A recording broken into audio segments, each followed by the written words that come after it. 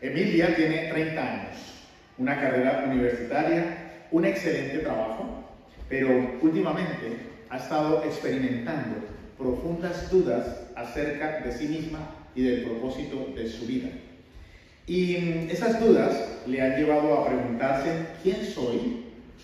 ¿Por qué hago lo que hago? ¿Para qué me levanto todas las mañanas a trabajar? ¿Tiene algún sentido la vida para mí?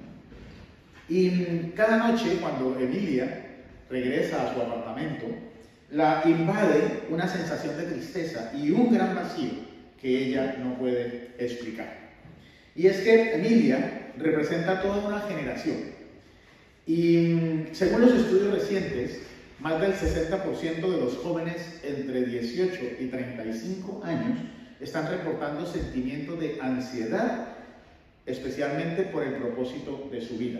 Se preguntan para qué están en este mundo. Y no es coincidencia que los índices más altos de depresión y de ansiedad los estén presentando los que se llaman millennials o generación Z. O sea, están por encima de los registros históricos. No se había magnificado o no se había representado nunca un índice de depresión tan alto como los que este tipo de personas presentan. Para empeorar las cosas, personas como Emilia viven en una constante comparación. Cada día se desplazan por las redes sociales y que encuentran vidas perfectas de otros, realizando viajes exóticos a lugares donde todos quisiéramos ir. Vidas con relaciones ideales, el novio, la novia, el esposo, la esposa, que todo el mundo quisiera tener, el ideal. Logros profesionales increíbles y viviendo una vida donde el dinero sobra, donde algunos quizás también quisieran anhelar. Y es que cada publicación que Emilia ve en las redes sociales le genera una pregunta silenciosa: ¿por qué mi vida no luce de esa manera? Las redes sociales prometían muchas cosas, entre ellas conectarnos.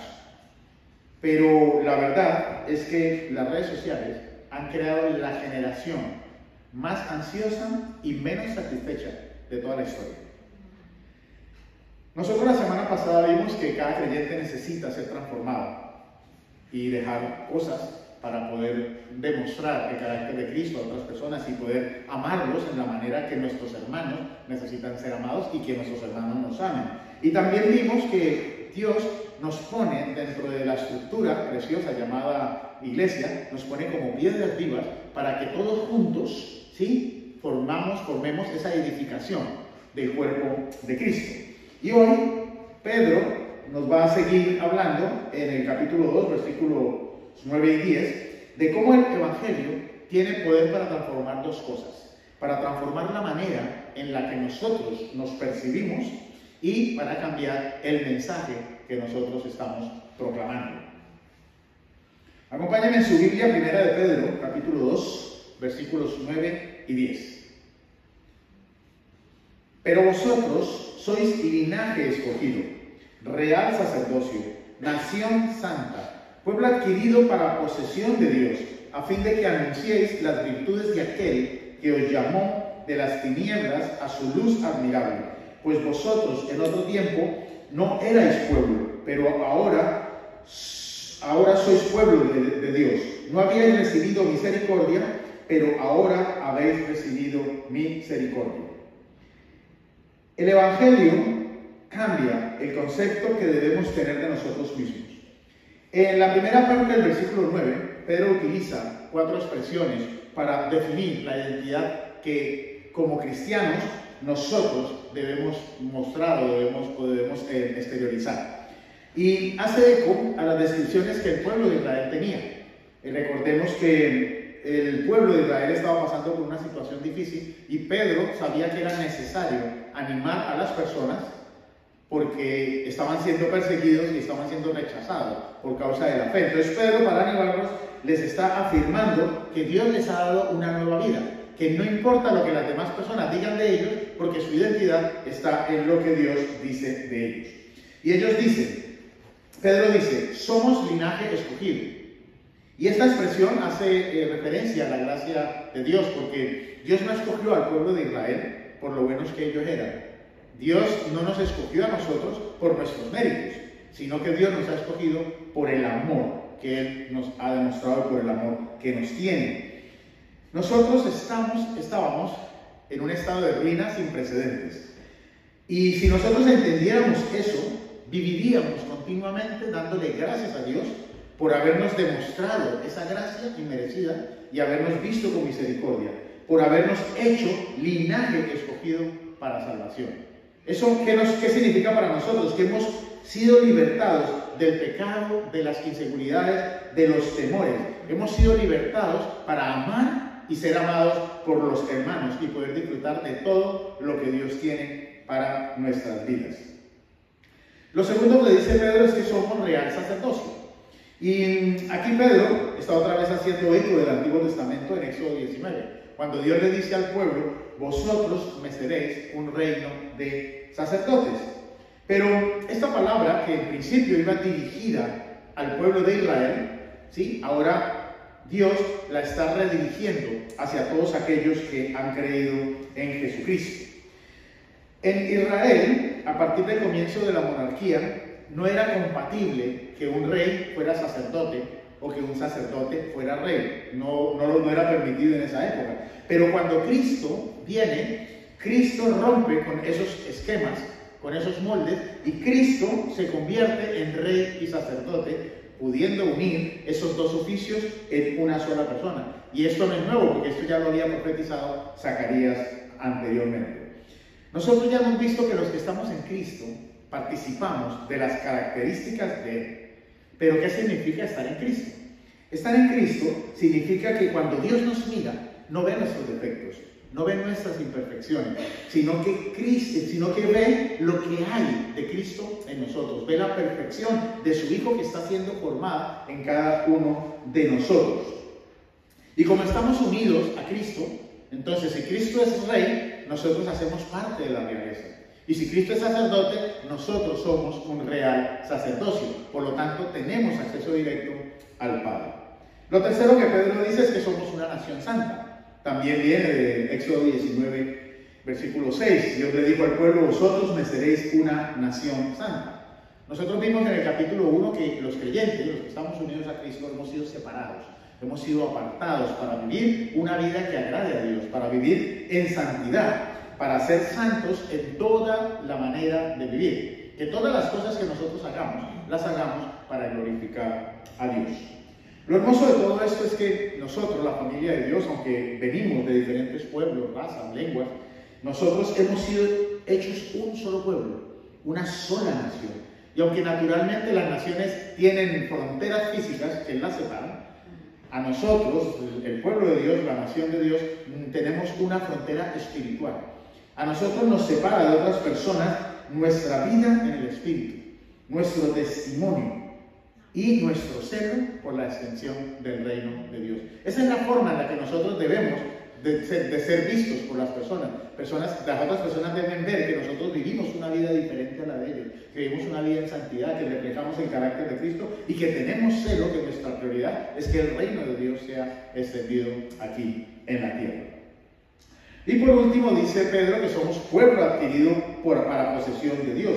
Nosotros le pertenecemos a Dios, hemos cantado hace un momento: tuyo soy, te necesito. O sea, el Señor es el dueño de nuestra vida. Él nos compró a precio de sangre. A precio de sangre, no nos compró con cualquier cosa. Le pertenecemos a Él. Y Pablo dice en Romanos 14, versículos 7 y 9, que nosotros no vivimos ni morimos para nosotros mismos, porque Jesucristo es el Señor tanto de los muertos como de los vivos. Por lo tanto, nosotros le pertenecemos a Dios como iglesia. Le pertenecemos a Dios para un día, con la libertad que nos ha dado, podernos presentar como su esposa y un día ser desposados como con el Cordero. Ir a esa boda que Apocalipsis habla, ¿no? Y todo esto es fantástico. Yo creo que este pasaje es muy conocido por todos y seguramente alguna vez nos hemos apropiado y hemos dicho: no, yo soy nación santa, yo soy linaje escogido, yo soy real sacerdocio, y hasta sacamos pecho y se nos sube un poco la espuma. Pero creo que la parte más importante de este pasaje es la que viene ahora, y es la que nos conecta con nuestra responsabilidad, con el propósito por el cual Dios nos ha elegido por el cual Dios nos ha hecho una nación santa, un real sacerdocio, un linaje escogido. Y el segundo punto es que el Evangelio cambia lo que nosotros proclamamos, lo que nosotros hablamos a otras personas. La segunda parte del versículo 9 dice: a fin de que anunciéis las virtudes de aquel que os llamó de las tinieblas a su luz admirable. Perdón. Pedro está recordando a sus lectores que la vida de los creyentes no se debe caracterizar solamente por una conducta santa, sino también por nuestro testimonio de vida. Es muy importante porque a veces nosotros predicamos el Evangelio, pero nuestra vida no va acorde con lo que nosotros predicamos. Por lo tanto, el propósito por el cual Dios nos ha escogido es que nosotros podamos contarle a las personas los hechos poderosos de ese Dios que nos llamó de las tinieblas a la luz admirable. Y esto es muy curioso porque cuando nosotros pensamos en que Dios nos llamó de las tinieblas a la luz admirable, muchas personas piensan que nosotros estábamos en una habitación oscura y que entonces Dios vino y le dio al interruptor y entonces encendió la luz y entonces nosotros ahora ya estamos en la luz. Pero estamos lejos de eso, porque Pablo dice en Efesios 5, porque antes erais tinieblas, pero ahora sois luz en el Señor, andad como hijos de la luz. Hermanos, usted y yo éramos tinieblas, éramos oscuridad. O sea, no era que estábamos rodeados de las tinieblas estaban dentro de usted y estaban dentro de mí. Nosotros todo lo que respirábamos era tinieblas, vivíamos de espaldas a Dios. Nosotros no queríamos saber absolutamente de nada de Dios, pero un día Dios puso sus ojos en nosotros y entonces nos resplandeció la luz del Evangelio y la luz se metió dentro de nosotros, sacó las tinieblas y entonces Dios puso su luz en cada uno de nosotros. Por eso dice la Biblia que nosotros somos luz. Nosotros no vamos con una linterna alumbrando, nosotros somos la linterna que debemos alumbrar en medio de la oscuridad donde Dios nos ha puesto. Cristo dice que nosotros somos la luz del mundo y nuestra misión es alumbrar en todos los lugares que nosotros vayamos. Que cuando nosotros nos encontremos con personas que no son cristianas, esas personas puedan ver que usted es diferente. No que usted actúa o que dice o habla las mismas cosas que ellos hablan. Porque nuestro objetivo es mostrar las virtudes de Jesucristo. Pero ¿de qué virtudes está hablando entonces Pedro? Porque nosotros, nuestra misión es mostrarle a las personas nuestro rescate y nuestra liberación. Tenemos que decirle a las personas, hablarles de Jesucristo. Si nuestro mensaje no incluye a Jesucristo, porque hay personas que dicen, no, yo con mi testimonio evangelizo. Sí, está muy bien que usted con su testimonio pueda mostrarle a otras personas a Cristo, pero usted necesita predicar la palabra de Dios, porque su testimonio no transforma a las personas, solamente lo puede hacer la palabra de Dios. Y cuando nosotros predicamos la palabra de Dios, esto debe incluir la encarnación de Cristo, debe incluir la vida de pecado sin Cristo, debe incluir también en la muerte de Cristo, su resurrección, su ascensión y su vida glorificada. Y tenemos que decirle a las personas que Él está ahí sentado a la diestra del Padre y desde allí intercede por nosotros. Las personas necesitan saber que hay esperanza en este mundo que está completamente quebrado. Debemos reconocer delante de las personas y públicamente que nosotros antes éramos esclavos del mundo. Estábamos dominados por Satanás, seguíamos nuestros deseos de la carne, estábamos bajo la servidumbre de este mundo. Pero Dios intervino y nos rescató, nos sacó de su mano. Y las tinieblas que habían en nosotros las convirtió en luz y nos transformó. Y por eso nos trajo de la potestad de las tinieblas al reino admirable de su Hijo, como dice Pablo en Colosenses. El principal propósito por el cual Dios nos ha llamado es para mostrarle al mundo que hay esperanza. Este mundo está quebrado, hermanos. Este mundo está viviendo en una desesperanza que no tiene precedentes. Las personas se están suicidando allá afuera. Las personas están viviendo una vida sin sentido, como Emilia. No le encuentran sentido a la vida. Y por eso se la quitan, porque no saben el propósito que tiene Dios para su creación.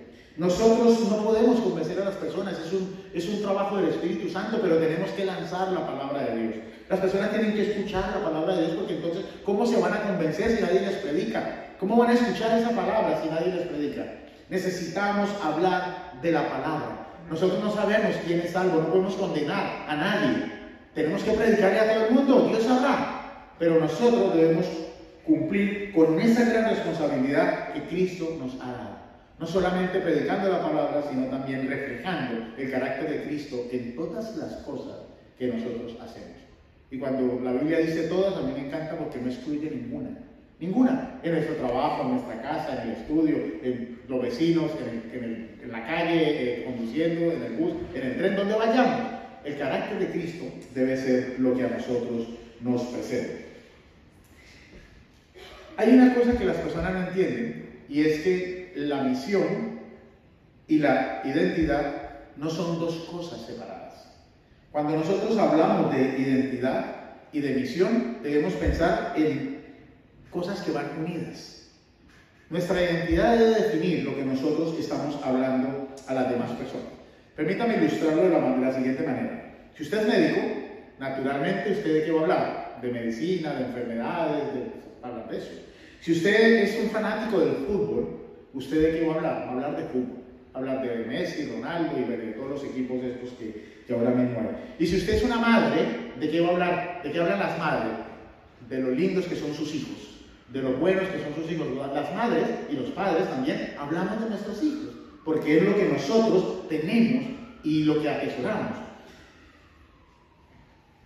Cuando Pedro está enviando este mensaje, esta carta, Pedro les está diciendo a los hermanos, entiendan cuál es su identidad. Si usted realmente entiende que es un linaje escogido, que es un real sacerdocio, que es una nación santa y que es un pueblo adquirido por Dios, usted tiene que hablar de Dios, porque su identidad define lo que usted está hablando. Y nosotros, sí, los creyentes, no hablamos de Dios porque alguien nos obliga. Nosotros hablamos de Dios porque hay dentro de nosotros algo que nos impulsa a hablar de Dios. Y eso es el Espíritu Santo de Dios. Cuando nosotros recibimos al Espíritu Santo, Él nos mueve de adentro hacia afuera. Y todo lo que hay dentro de nosotros es lo que va a salir. Por eso la Biblia dice que de la abundancia del corazón habla la boca. ¿Qué hay en nuestros corazones? ¿Qué es lo que nosotros estamos hablando? Porque si no estamos hablando de Dios, entonces tenemos que revisar lo que hay en nuestros corazones. Porque lo que haya aquí, lo que nosotros atesoremos, será lo que nosotros vamos a hablar. Porque nosotros hablamos de lo que se ha convertido como lo más importante dentro de nuestra vida. Y note que Pedro no le dice a los hermanos, tienen que evangelizar o necesitan evangelizar. No, Pedro les dice, recuerden quiénes son ustedes. Porque cuando ustedes se den cuenta quiénes son, naturalmente ustedes van a hablar de ese Dios en el cual creen. La misión siempre va a fluir de la identidad y nunca va a ser al revés, nunca. Nuestra identidad va a promover todo lo que nosotros hablamos. Y es triste que en muchas ocasiones, teniendo nosotros esa identidad tan preciosa que hemos ganado en Cristo, insistimos en vivir una vida que no agrada a Dios. Insistimos en vivir esclavizados de nuevo a las cosas de las cuales hemos salido. Volvemos otra vez a las pasiones de este mundo. Porque no hemos entendido el concepto de libertad que nos ha dado Jesucristo. Eso es como cuando alguien sale de la cárcel y se le da la libertad y entonces le dice al juez, no, yo prefiero otra vez volver a la cárcel. Y se vuelven a meter, después de que ya han pagado el tiempo y se les ha otorgado la libertad. Yo creo que una persona en su sano juicio, en el buen sentido de la palabra, no lo va a hacer, sino que va a salir y disfrutar de esa libertad que le han otorgado. Pero no, nosotros seguimos revolcándonos con los mismos pecados. Yo sé que tenemos luchas, todos tenemos las mismas luchas por una cosa o por la otra, pero no puede ser que llevemos luchando toda la vida con las mismas cosas. No puede ser, porque estamos negando la transformación que Dios hace a través de la palabra de Dios. Sí, tenemos que luchar y todo lo que quieran, pero hermanos, en el tiempo, nuestras vidas tienen que ser transformadas. Nosotros tenemos que menguar para que Cristo crezca. Y si nosotros, con el correr del tiempo, seguimos haciendo las mismas cosas, entonces debemos evaluar nuestra vida a la luz de la palabra de Dios. ¿Hemos nacido de nuevo? Porque a veces nos encontramos que pensamos que hemos nacido de nuevo y somos creyentes, pero nos encontramos con la realidad de que no. Creemos que somos creyentes, pero cuando nos hacemos una autoevaluación, nos damos cuenta que no hemos madurado y que seguimos actuando como niños. Con 20, 30, 40, 50 años, 80 años como mi mamá, y seguimos actuando como niños, enojándonos por tonterías que no merecen la pena, o enojándonos con personas porque nos miran o no nos miran, o porque nos dicen o nos dejan de decir. Necesitamos madurar en Cristo. Y esa madurez solo se alcanza en la medida que permitamos que la palabra del Señor nos transforme. Porque de lo contrario vamos a seguir haciendo las mismas cosas. Vamos a seguir haciendo las mismas cosas. Pedro continúa en el versículo 10. Pues vosotros en otro tiempo no erais pueblo, pero ahora sois el pueblo de Dios. No habíais recibido misericordia, pero ahora habéis recibido misericordia. Y este versículo tiene un trasfondo particular, porque yo no sé si usted se acuerda, pero Pedro era un hebreo que tenía muchos prejuicios. De hecho, Pedro tuvo que ser preparado por el Señor, porque para él los gentiles eran inmundos. Y Dios lo preparó para enviarlo a hablar con Cornelio, que era un gentil. Sin esa preparación, Pedro no hubiese podido ir. Y Pedro ahora le está diciendo a los creyentes de Asia Menor, que en la mayoría eran gentiles, les está diciendo que ellos son los herederos espirituales de las promesas de Dios, en el lugar del pueblo de Israel según la carne.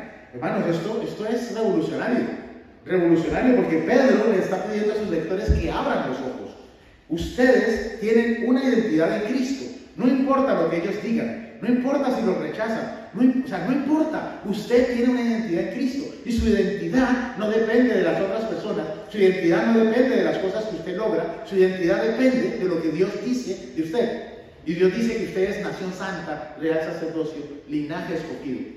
Eso es lo que Dios dice de usted. El mundo los desprecia, pero han sido aceptados por Dios. No importa si el mundo no nos acepta. Lo importante es que nosotros podamos agradar a Dios. No nos olvidemos que un día nosotros estábamos sin familia espiritual, sin Dios y sin luz dentro de nosotros. Y Dios nos constituyó como su verdadero pueblo. Nos adoptó, nos hizo sus hijos. Hermanos, eso es una razón poderosa para adorar al Dios que nosotros adoramos. Estos 4 títulos, linaje escogido, real sacerdocio, nación santa, pueblo adquirido por Dios, no son invenciones de Pedro. Esto lo encontramos en el Antiguo Testamento. Son la identidad que Dios ha dado a su pueblo. Lo puede ver en Éxodo 19, en Isaías 43. Y yo no sé si usted entiende lo que Pedro está diciendo en este pasaje. Yo no sé si usted entiende su identidad en Cristo. Porque Pedro lo que está diciendo es que nosotros, una iglesia multirracial, una iglesia llena de personas que no somos judíos, a no ser que aquí haya alguno de descendencia judía, pero yo no sé, que yo sepa, conozco el trasfondo de algunos, pero no sé todos. Si hay algún judío aquí, bueno, luego me dicen. Pero nosotros, que no somos judíos, somos los herederos de todas las promesas de Dios que están plasmadas en este libro para su pueblo. Y esas promesas nos van a alcanzar, no porque nosotros seamos del país correcto, no porque nosotros tengamos la sangre correcta, sino porque nuestra fe está puesta en la persona correcta, que es la persona de Jesucristo. Pedro nos dice, no se olviden quién es usted, quién era usted y quién es usted ahora. No se olviden de dónde los sacó Dios y en quién los ha convertido. No se olviden, porque cuando uno se acuerda, entonces eso le va a llevar a tener misericordia de otras personas. No desechar a nadie, sino ver a las otras personas con misericordia y saber que todos estamos en un proceso. Los no creyentes tendrán la oportunidad de parte de Dios de acercarse a Él. Los que son creyentes, el Señor está transformando sus vidas y entonces, pero extendamos misericordia y amor hacia todas las personas. Uno de los problemas que nosotros tenemos es que perdemos muy fácilmente la capacidad de maravillarnos de las cosas. Cuando yo vine a este país, yo veía el Tower Bridge y yo decía, wow, el Tower Bridge, vaya puente. Y me imaginaba la construcción del Tower Bridge y wow. Solamente pensar en los cimientos que tiene ese puente para estar en el río, decía yo, wow. Pero ahora que veníamos, cruzamos el Tower Bridge y era como, wow, cuánto tráfico. Pierde uno como esa sensibilidad de apreciar. Y lo mismo nos pasa con Dios. O sea, estamos tan acostumbrados a las maravillas de Dios, tan acostumbrados al poder de Dios, a los milagros de Dios, que perdemos la capacidad de asombrarnos. Nos levantamos en la mañana y para nosotros es normal levantarnos. Cuando deberíamos decir, wow, Señor, me has permitido abrir mis ojos. Me has permitido contemplar la creación. Puedo caminar, gloria a Dios, aleluya. Me puedo mover, porque hay personas que no lo pueden hacer. Personas que cada día se levantan y ya no pueden caminar, o se levantan y no pueden hacer muchas cosas. Nos perdemos de todo lo que Dios nos ha dado. Y parte de la capacidad que hemos perdido es que en nuestras mentes no tenemos la conciencia del lugar de donde Dios nos ha sacado. Nosotros estábamos en un estado de ruina por causa del pecado de Adán y Eva. Nuestra cuenta estaba en menos rojos. No había nadie en el mundo que diera una moneda por usted o por mí. Nadie. Y Dios, en ese estado de ruina, puso sus ojos en usted, puso sus ojos en nosotros y nos rescató.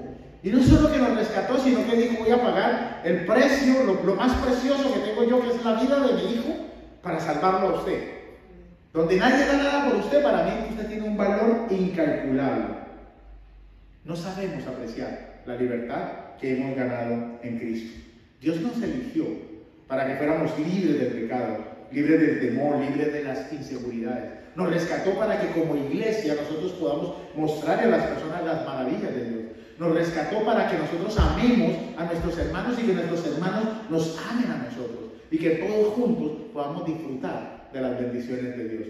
Hermano, eso es una razón maravillosa para darle gracias a Dios y para amarlo y para servirlo.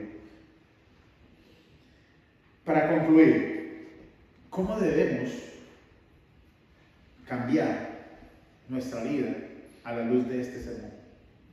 Esta palabra que estamos estudiando hoy, ¿cómo debe cambiar nuestra vida?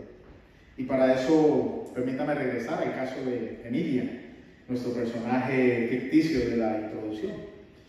Si Emilia entiende realmente este pasaje, su vida tendrá que verse totalmente diferente.